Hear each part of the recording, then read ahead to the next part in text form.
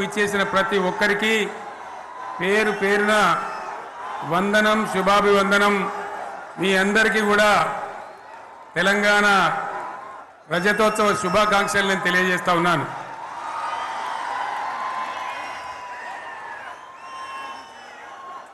జననీ జన్మభూమిశ్చ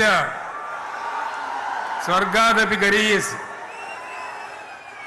ఇది శ్రీరామచంద్రుడు లంక మీద యుద్ధం చేసి రావణ సంహారం చేసి అయోధ్యకు తిరిగి రావాలి అనేటువంటి ఆలోచనలో ఉన్నప్పుడు రాముల వారి సోదరుడు లక్ష్మణుని సహా ఆయన వెంట ఉన్న చాలామంది పెద్దలు లంక చాలా సువర్ణమయంగా ఉంది, అద్భుతంగా ఉంది, మనం ఇంకా అయోధ్యకు ఎందుకు, ఇక్కడి నుంచే పరిపాలన చేద్దామని అంటారు। దానికి శ్రీరామచంద్రుల వారు ఒప్పుకోలేదు। ఆయన చెప్పిన మాట ఏంటంటే, కన్న తల్లిని జన్మభూమిని మించినటువంటి స్వర్గం ఏది కూడా ఉండదు, కాబట్టి మనం అయోధ్యకే తరలిపోవాలని చెప్పి మళ్ళీ అందరిని తీసుకొని అయోధ్యకు రావడం జరిగింది।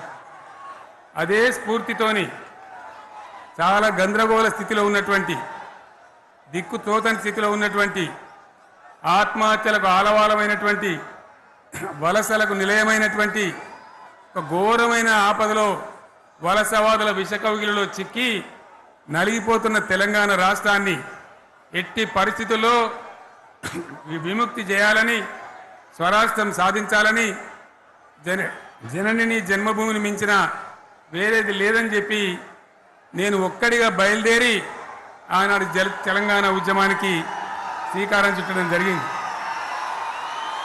25 ఏళ్ల క్రితం, దయచేసి మీరు గొడవ బంద్ చేయాలి ఏమనుకోవద్దు, సభలో చాలామంది ఉన్నారు, లక్షల మంది ఉన్నారు, మీరు ఆపాలి ప్లీజ్। ఒకటే మాట బంద్ చేయాలి, గొడవ బంద్ చేయాలి ప్లీజ్, స్టాప్। సో ఆ విధంగా 25 ఏళ్ల నాడు ఎగిరినటువంటి జెండా ఈ గులాబీ జెండా। చాలామంది బంద్ చేయాలి ఏ బాబు బంద్ చేయాలి బాబు।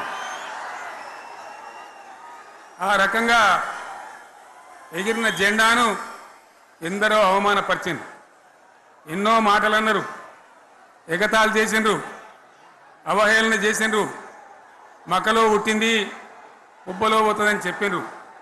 కానీ ఈ జెండా మీ అందరి సహకారంతో, అనేక మంది త్యాగాలతోని, వందలాది మంది ప్రాణ బలిదానాలు కూడా చేయడంతో, అనేక ఉద్యమాలతోని యావత్తు తెలంగాణనే